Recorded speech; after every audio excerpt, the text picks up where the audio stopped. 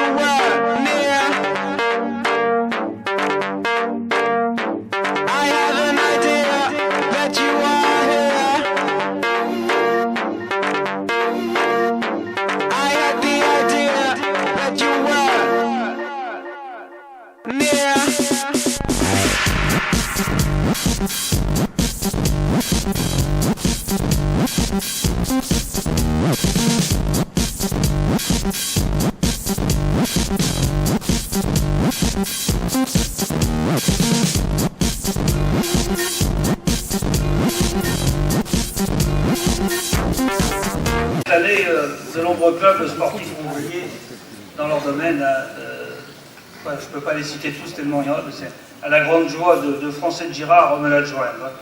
D'ailleurs, le club de basket, l'équipe de basket, était parrain de notre soirée des trophées sportifs.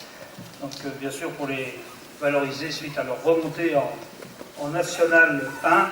Et cette soirée de trophées sportifs met les sportifs à l'honneur, mais aussi les bénévoles. Parce que sans les bénévoles, aucune association ne pourrait vivre, quelle qu'elle soit, culturelle, caritative ou patriotique. Je le dis et le redis à chaque occasion qui m'est offerte, les bénévoles sont essentiels dans le fonctionnement de notre vie chalandaise. Jean-Jacques nous a parlé aussi des réalisations sportives. Je veux juste revenir sur la construction du futur complexe à la Plaine des Sports. Cet équipement comprendra un plateau sportif pour les sports collectifs, hand, basket, etc.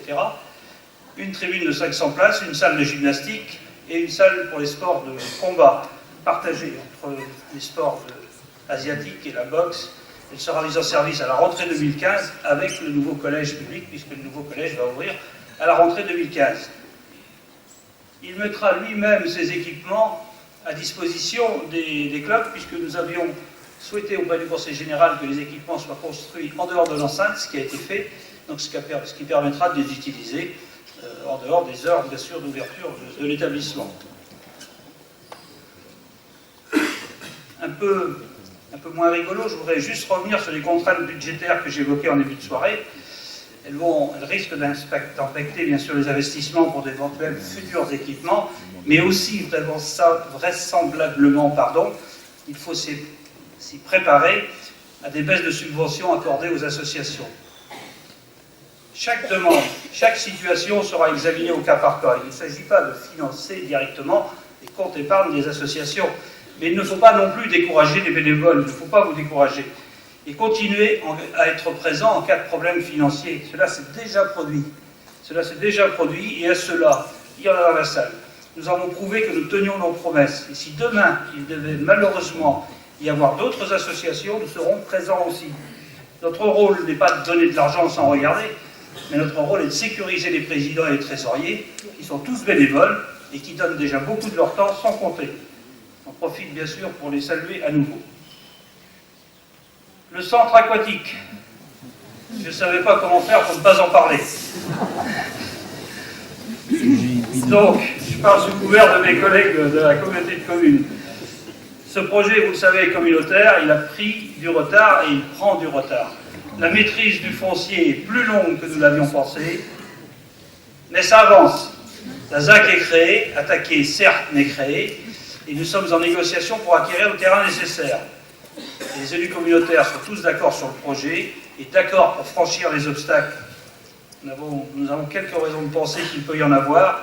Franchir les obstacles les uns après les autres avec le seul souci de l'intérêt général et le souci de ne pas créer de déséquilibre économique, de déséquilibre commercial et de pouvoir répondre aux besoins réels de notre territoire.